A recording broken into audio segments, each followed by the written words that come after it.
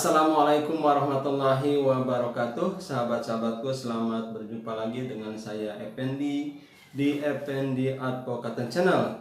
Sebuah channel yang akan membahas masalah-masalah kemasyarakatan yang diulas secara populer.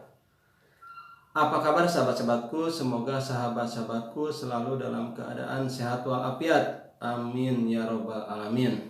Kali ini kita akan membahas mengenai Komisi Pemilihan Umum yang pekan-pekan ini ramai dibicarakan dikarenakan ada dugaan titik 2 di atas telah melakukan kecurangan sejak awal tahapan pemilu. Jadi sahabat-sahabatku, KPU itu menyelenggarakan pemilu beberapa tahap, dan tahap pertama itu adalah verifikasi partai politik. Nah, di tahap pertama ini, di awal kerjanya ini ada dugaan titik 2 di atas kecurangan yang dilakukan oleh Komisi Pemilihan Umum. Sahabat-sahabatku, KPU itu adalah penyelenggara pemilu, salah satu dari 3 penyelenggara pemilu, yaitu Badan Pengawas Pemilu, Dewan Kehormatan Penyelenggara Pemilu, dan Komisi Pemilihan Umum itu sendiri. Dan KPU itu adalah penyelenggara pemilu yang sifatnya, saya bacakan, adalah bersifat nasional, tetap, dan mandiri dalam melaksanakan pemilu.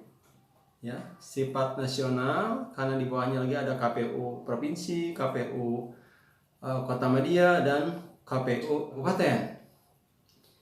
Dan kemudian mandiri, kemudian juga independen. Jadi tidak boleh ada satu pihak pun atau lembaga apapun yang bisa mempengaruhi jalannya penyelenggaraan pemilu. Sahabat-sahabatku, betapa pentingnya KPU ini. KPU ini adalah lembaga yang menyelenggarakan hajat negara yang besar seperti Indonesia ini.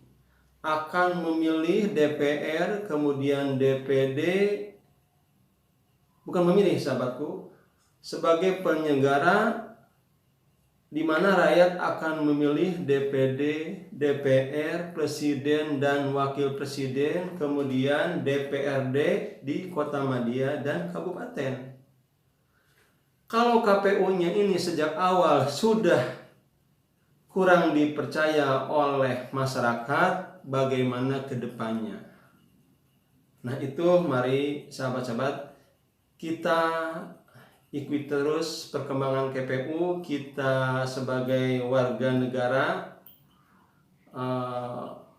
awasi terus KPU itu, agar KPU itu menjadi sebuah lembaga yang berwibawa, yang akan menyelenggarakan hajat hidup rakyat Indonesia yang sangat besar ini. Nah, sahabat-sahabatku, saya bacakan dulu dari TV One. Saya bacakan dulu beritanya dari tv1news.com. Koalisi Masyarakat Sipil Kawal Pemilu Bersih mengungkap temuan dugaan kecurangan berupa manipulasi data dalam proses verifikasi faktual partai politik calon peserta pemilu 2024. Jadi peserta pemilu nanti yang akan diselenggarakan oleh KPU diantaranya adalah partai politik. Nah, partai politik ini ada yang partai-partai yang baru berdiri dan harus diverifikasi dulu. Nah, KPU inilah juga yang sangat berperan siapa yang akan ikut peserta pemilu nanti. Selanjutnya, peneliti ICW Kurnia Ramadana mengatakan praktik kecurangan bermula pada tanggal 7 November tahun 2022. Pada hari itu, hasil rekapitulasi verifikasi faktual parpol oleh KPU Provinsi dan akan diserahkan ke KPU pusat. Jadi katanya duganya itu adalah ada sesuatu dugaan kecurangan ketika hasil verifikasi faktual dari KPU provinsi akan diserahkan ke KPU pusat. Namun anggota KPU RI di KPU pusat memerintahkan KPU provinsi untuk mengubah data beberapa partai politik atau sipol dari tidak memenuhi syarat menjadi memenuhi syarat sebagai peserta pemilu tahun 2004. Jadi dugaannya adalah itu, mengenai verifikasi faktual dari provinsi, dari KPU provinsi ke KPU pusat.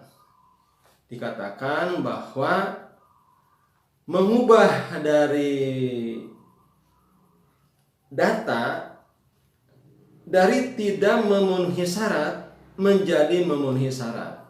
Nah, sahabat-sahabatku, mudah-mudahan polemik ini segera dijawab dengan tuntas oleh KPU, dan kita sebagai warga negara mengharapkan bagaimana sebenarnya kejadian tersebut.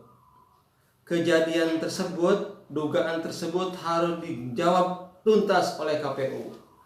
Karena kita sebagai warga mengharap KPU ini adalah sebuah penyelenggara pemilu, di samping Bawaslu dan DKPP sebagai penyelenggara pemilu yang berwibawa, sehingga apapun yang dihasilkan nanti, hasilnya akan diterima oleh seluruh rakyat Indonesia, sehingga nanti akan tampil pemimpin-pemimpin bangsa Indonesia yang akan memimpin bangsa dan negara yang besar ini menjadi wakil-wakil dan pemimpin yang sangat dipercaya oleh masyarakat Indonesia.